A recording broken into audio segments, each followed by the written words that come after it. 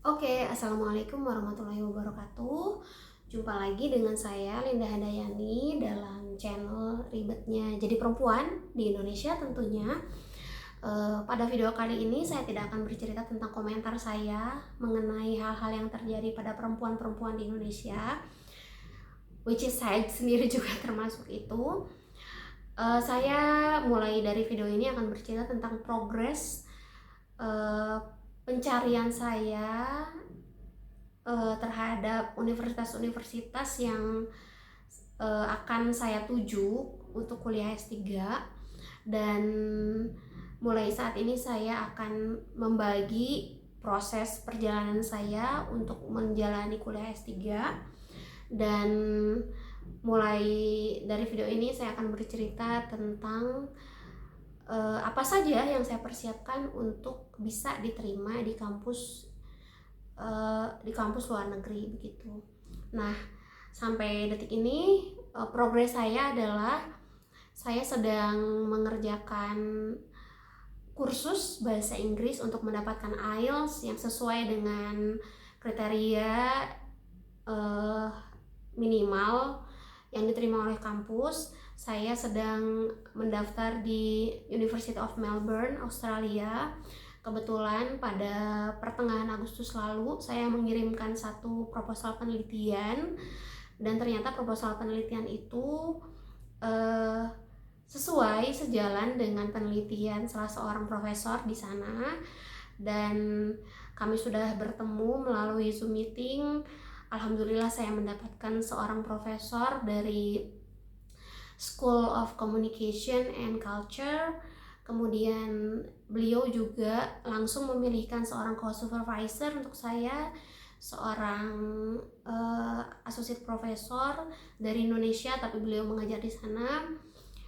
Salah satu stage yang harus saya jalani untuk bisa lulus di sana adalah mendapatkan IELTS yang sesuai. Nah, IELTS saya nilainya ada di tengah-tengah ya, jadi modest user gitu. Jadi sebagai orang yang ada di tengah-tengah, biasa aja bahasa Inggrisnya begitu. Dan sampai detik ini saya sudah menjalani 2 pertemuan kursus bahasa Inggris, dan dari hasil yang saya dapat, saya seolah-olah menjadi seseorang yang nggak tahu diri gitu ya. Bahasa Inggris lo tuh cuma segitu-gitunya, tapi kok lo pengen sih kuliah di University of Melbourne, satu universitas yang nomor 1 di Australia begitu. Saya mendapatkan citra seperti itu gitu ya di komunitas kelas saya. Tapi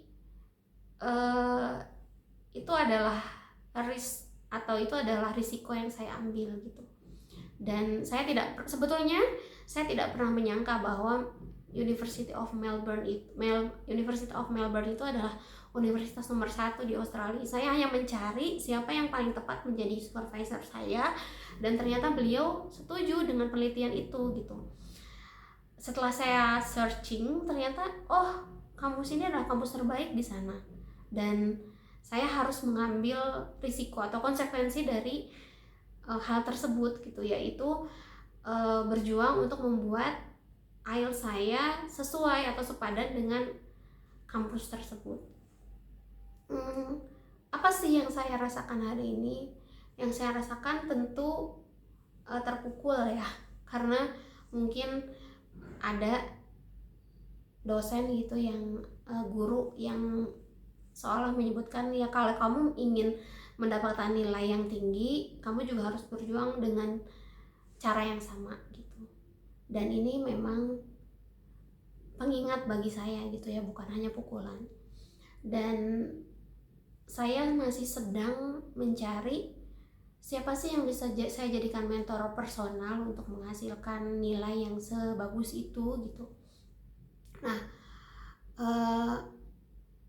saya mau melakukan sesuatu, tapi saya juga masih menimbang-nimbang apakah saya tepat untuk menghubungi teman-teman yang bisa menjadikan yang bisa menjadi mentor buat saya gitu ya.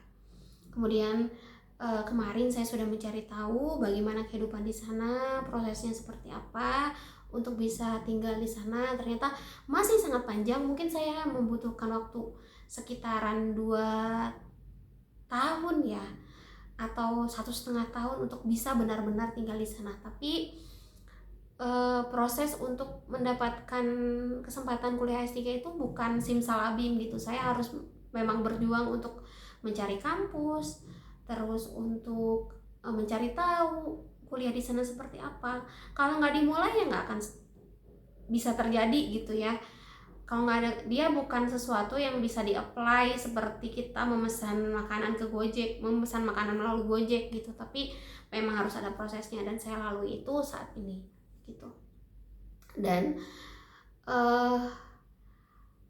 sekarang yang masih ada di hadapan saya adalah bagaimana mempersiapkan keluarga untuk bisa menemani saya kuliah di sana, atau bagaimana sebaliknya ketika keluarga tidak bisa menemani saya, bagaimana mempersiapkan kesediaan kampus untuk menerima saya kuliah tidak terlalu lama di sana, tapi lebih banyak melakukan penelitian dan melakukan bimbingan secara online melalui Zoom meeting misalnya, seperti itu. Tapi yang pasti yang paling detail, yang paling jelas di hadapan saya adalah saya harus mempersiapkan IELTS, karena proses administrasi ternyata sudah saya serahkan kepada IDP. IDP adalah sebuah agensi untuk persiapan perkuliahan khusus di Australia dan New Zealand. Jadi saya mendapat bantuan konselor dari IDP yang akan mempermudah perjalanan perkuliahan saya. Lalu bagaimana sih triknya agar mendapatkan supervisor yang tepat begitu, dan bagaimana caranya agar supervisor kita dengan cepat merespons apa yang kita kirimkan kepada mereka. Berdasarkan pengalaman saya selama setahun mungkin ya mencari tahu supervisor mana yang tepat untuk saya. Yang saya lakukan adalah memang pertama kali bukan membuat proposal penelitian, tetapi saya mencari tahu dulu profesor-profesor mana yang kira-kira memiliki potensi untuk membuat saya bisa mencapai cita-cita saya di kemudian hari setelah saya S3 gitu. Jadi sebelum itu pun gitu ya, saya cari tahu dulu nanti ketika saya selesai S3 saya tuh ingin dikenal sebagai apa gitu, kontribusi saya terhadap negara ini tuh ngapain gitu. Nah setelah itu, setelah kita kontemplasi mana yang paling strategis ya, berkaitan dengan bidang kajian kita, berkaitan dengan bidang kajian kamu misalnya ketika ingin memulai S3, berarti saya ingin dikenal sebagai siapa, ingin berkontribusi apa. Setelah itu terjawab, baru cari tahu profesor mana yang relate dengan itu ya, cari tahu penelitiannya. Itu take time, iya itu take time banget, bahkan itu bikin frustasi kadang-kadang karena bisa jadi ternyata profesor yang kita inginkan itu jauh gitu di sana, di tempat yang bahasanya kita nggak ngerti. Bisa jadi ada di Italia gitu ya, bisa jadi ada di Rusia, bisa jadi yang bahasanya kita nggak ngerti gitu. Dan akhirnya kita harus menekan keinginan kita untuk mengejar dia, tapi cari tahu mana yang paling convert, yang paling nyambung banget dengan kita, tapi dari sisi kemungkinan masih ada gitu, tidak besar tapi masih ada, masih mungkin gitu. Misalnya saya, oh ini profesornya ada di Australia, kayaknya nggak terlalu jauh nih, bisa saya kejar, dan ternyata memang fit gitu ya dengan apa yang saya teliti gitu akhirnya. Dan terjadilah gitu penelitian saya diterima oleh dia.